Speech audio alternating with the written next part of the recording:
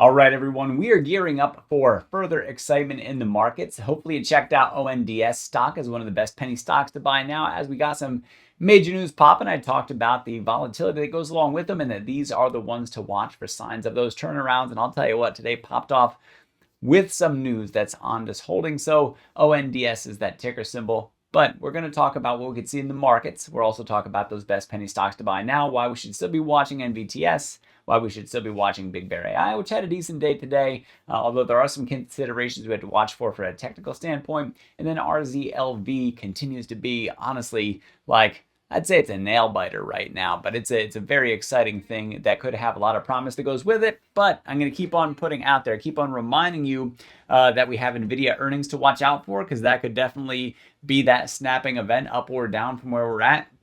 And then also, I talked about Bitcoin, reminded about Bitcoin, but then also Thursday morning is going to be absolutely enormous for us in terms of what we get from the labor market reports for non-farm payrolls and the unemployment rate that I believe we're supposed to get both of those.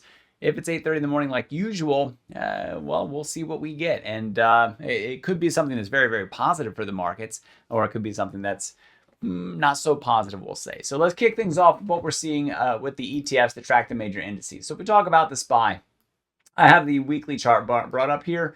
Take out a little bit of the noise from the day-to-day stuff. Importantly, we are at the 13-week EMA. And then in the post market here, we're down below the 13.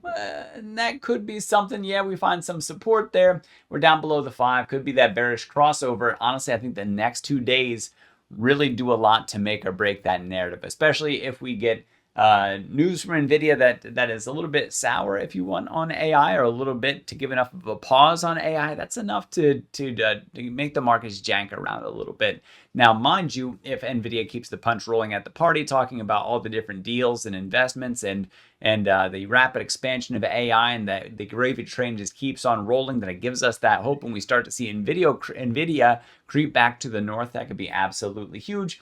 The SPY will definitely be impacted in a positive way from that, but the Qs will also be impacted.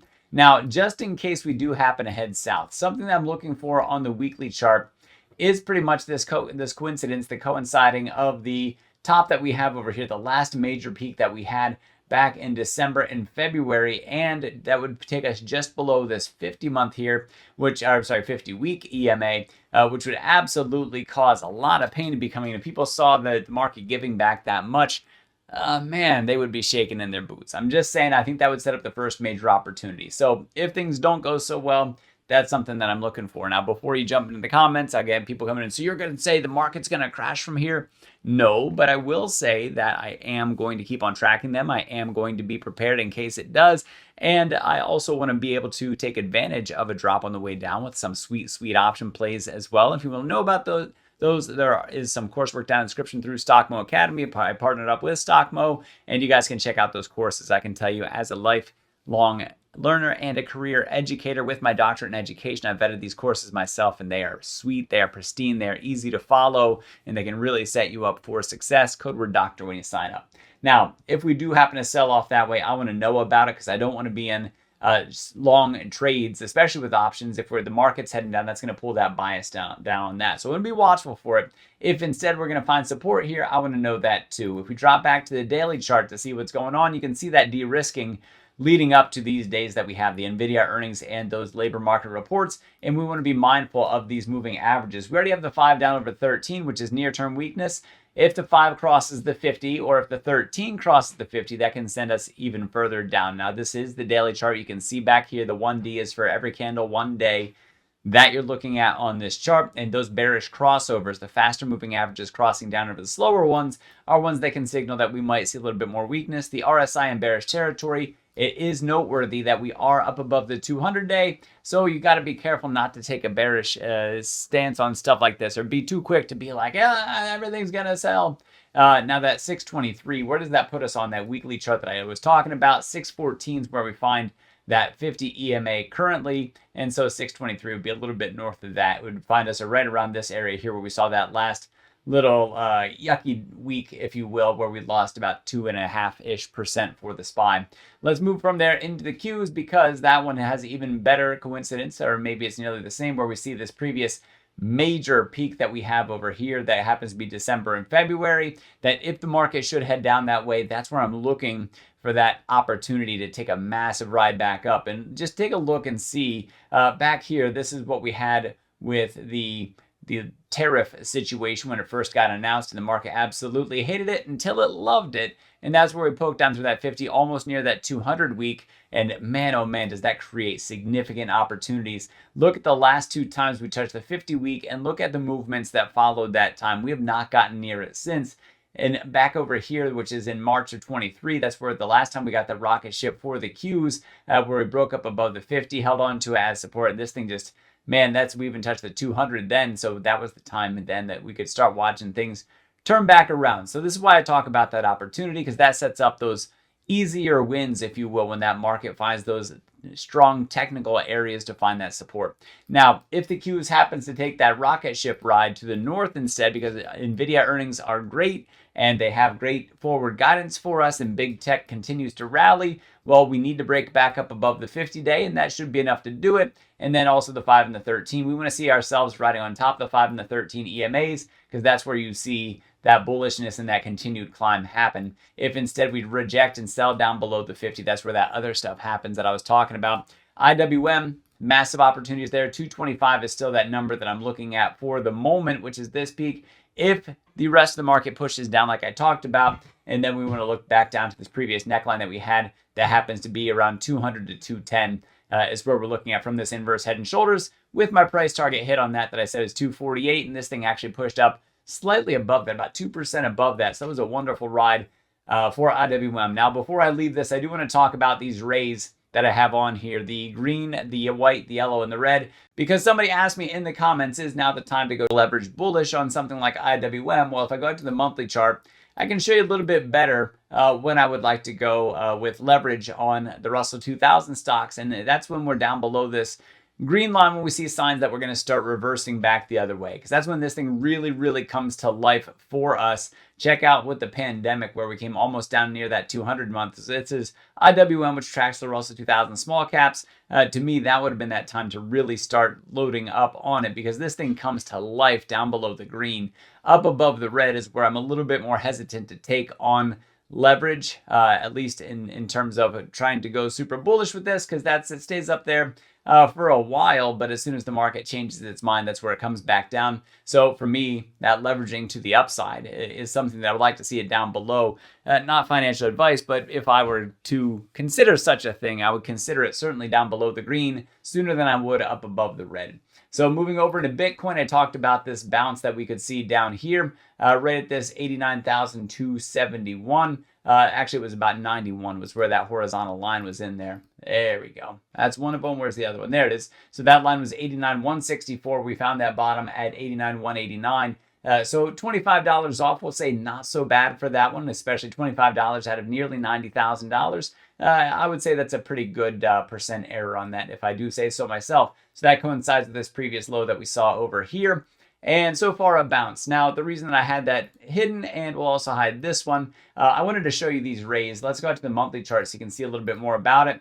And these are drawn specifically by me, and I don't know that you'll find them anywhere else but here. So when you look at these, you can see how well they predict the different peaks and stuff that we have with Bitcoin. Well, if we drop back down to a weekly chart, there we go. You can see the peaks that happen to follow along it, that it even lasted all the way out until here, until October of 25 and December 24 is where we have those other touches. Up above here, could not hold on to it, so we sold off significantly. And if we drop down to a daily chart, you could see even more coinciding. Look at that ping-ponging around between those different rays that we have, those trend lines, and certainly getting down below this one, we couldn't sit on top of it. And so we sold down below and then lost that floor for the other one as well. That gives us major support around 82,000. If we happen to sell down below where we're at right now, we still at this point in time are dangling off the 5 EMA. And so, and we also have the death cross at the 50 down over the 200. So we are solidly in bearish territory for Bitcoin. We have hit a massive support so far. I said, if we drop down below 100,000, we are likely looking at 89,000 to 91,000. That's exactly what we got so far. Now the name of the game is watching those moving averages to get back up above them, certainly back up above this rate that's on here as well. So for NVIDIA, you can see the de-risking and the nervousness. Here's the weekly chart. Let's drop down to daily for NVIDIA and this de-risking that we had happening here leading up to their earnings, the market softening a little bit, and you can see the moving averages creeping back down towards the 50. I won't put much weight in this until we see what happens with those earnings. So we'll see what we get on earnings day. That's tomorrow in the after hours. So Wednesday on November the 19th. After hours, we'll get NVIDIA earnings, usually around 5 o'clock, I think Eastern time is when we get those, and we'll see if it does happen to push down. If it does, 167 is huge. 160, the two biggest ones, two biggest numbers to remember if we push to the downside, 153.10 and 167.01. So if the market gets a little bit spooked on something like this, that's what we want to watch for. So there's your $14 range to the downside, and you can see the previous peaks that we have over here. If there's another value where before in the past, when these were our previous peaks, I said anything 2-digit NVIDIA was giddy up time. And when we got that, that's when this thing 2x'd again on us on one of the safer plays that you're going to have. 137, I think, would be that ultimate line in the sand. If we ran into disgusting times, is what I'll call them for Q4. Once again, not saying that we're going to sell off, but prepared just in case such an event should occur. And NVIDIA is something I'd absolutely love to have cheaper shares of, because I do believe that they would recover wildly over time. Much as the same belief as when I said that about the 2-digit NVIDIA. Last time it hit about 150 or so, and then sold back off down when the tariff news hit for us. Into the penny stocks, NVTS. Look at the chop that we have. I'm going to point this out here because the next one's RCLV.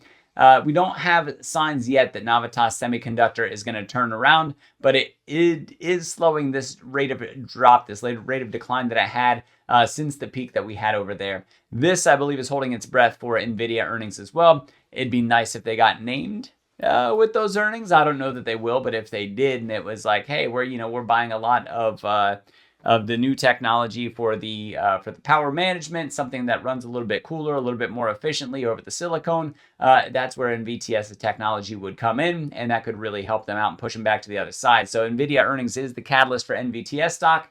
This stays on the best penny stocks to buy now. We'll watch and see what we get from that. We are in that accumulation zone that you could see back over here back in May. According to the volumes, and you can see it also happening here throughout October that we hit accumulation as well. And now we find ourselves back in that area where buyers start to come in, but we don't quite see that volume come in yet. We're watching for signs that volume picks back up on us, and it could happen around those NVIDIA earnings. RZLV. So what I want to show you on here isn't a whole lot of the mess that you see. Let me take some of that down for you. So we'll hide all these horizontal lines. Those are just the pivots, and we'll also take down the Fibonacci rays and extensions. There we go. That should be a lot less noisy for you. So we lost this support line, this major support that we had here. We took a little bit of a bounce off it. We're down below the 5, the 13, the 50, the 200. This thing is solidly in bearish territory, being oversold. And what are we seeing from the volume? Just a little bit of a volume uptick. Could be early signs of accumulation from this zone, and it looks a lot like NVTS in that we start to see this area of chop in here where we had that time where the volumes start to pick up, we start to change sideways, and then boom, that major inflection point and riding up there as well. It's going to take the background market bias to do it, and that's why I talked about the indices first before getting into the penny stocks. I know some people don't care for it because they just want to hear about those penny stocks, but I find that irresponsible. So make sure that you check the market bias, because that can do a lot to influence the plays that we have. Not a bad day today, up almost 5%, and a little bit of that sideways movement, a little bit of barcoding, if you will. We got to start seeing back up on top of the 5 EMA. So far, still rejecting, still down below it, falling, dangling off of it. Bearish, like I said, getting that oversold territory, but also getting in an area of accumulation, which is very important for us. bigbear.ai. I said this morning, taking a bounce off the 200 EMA, we should see it, and that's exactly what we got. We broke the 5 and the 13, but then got rejected and closed down below both.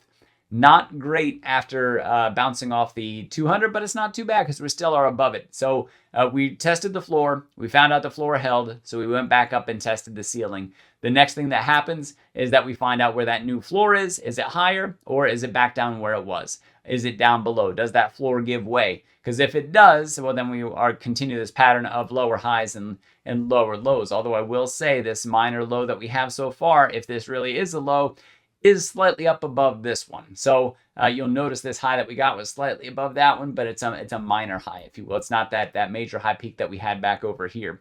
So this could be a double bottom forming up for us. If it is that number, then beat 652 you can see as resistance here, which also coincides with the 50 EMA. But we really got to push back up above those mid 735 is absolutely major as a neckline to push up above. So right down 735 for Big Bear AI stock. So 7.36% up today. Excellent. Made 46% on the options trade on Big Bear AI and 23% on Bitcoin's bounce with IBIT. I used a call option with a very short expiration. I believe this Friday's expiration for that. Intraday trades 23%, 46%. Posted over at the Discord. Links in the description if you want to follow me and the other expert panelists over at the Stock Mode Discord. So guys, let me close things up here with ONDS. Let's go to the daily chart because everyone likes to see that big old pickle that we got today. Massive engulfing candle. And we also had, let me take down some of the technical so it doesn't detract so much from those sweet candles that we have. So we have an engulfing candle and we also have strong volume to go along with it, stacked on top of news that they finished their acquisition and really moving and making big moves in the defense space with their technology. So ONDS Technologies, there we go. And most likely this run upward isn't done. But again, market bias. If the market is going to keep its bullishness, excellent. It should help ONDS make that climb higher and risk on, rally on, game on. We should be able to climb pretty high on this one from where we're at right now, even given its 25% climb today. If the market bias happens to pull back the other way, if the market significantly de-risks, it's going to be like jumping in an elevator that's moving downward for ONDS instead. Like it might be trying to make that climb, but multiples are compressing. And so that makes it harder for it to make that higher climb, if you will. So make sure that you keep that in mind. So for ONDS, let's wrap things up here. For ONDS, showing a little bit of the technicals because this resistance that I had talked about, making it up to, we did, if we go back to Mondays, it was pre-market. The last candle that we had pre-market, 9 a.m. to 9:30. This thing peaked at 796. My line is at 798, where you see this red rectangle for resistance. And that's exactly where we stopped at today. So what the market's going to do most likely for this stock is it's going to check out where the floor is. And then most likely it's going to push on that ceiling again. We want to sit on top of $8.31. That is where we find the top of this rectangle. So sitting on top of that's going to be huge for us. I got to be careful taking long trades near this. That could really be something that gets me stopped out because we could get rejected there. Instead, I'd rather be back around 674 and take that climb back up. Although I don't know if we're going to see it. We're going to have to watch. I think sooner we would see this minor low that we have over here, 713, maybe $7, pull back and then try and take that rip, try and get that ride back up from there. That could be a little bit better for me. So guys, like I said, if you like what you see here, check out the link for the Discord. If you want to learn how to do this technical analysis yourself, there's a link for that down in the description as well through Stockmo Academy. And then you can also learn to trade options as well to get those outsized gains and build the alpha in your portfolio. Code word doctor when you sign up. It's going to save you $400 on each course. And if you bundle the courses, you get a bundle discount on top of that $400 discount that you got from using code word doctor. Guys, let me know what you thought of this video. Otherwise, I'll see you over in the Discord. Enjoy those courses. I am Dr. Stock, Doctor of Education. Remember, my friends, that learning is earning, and we'll see you next video.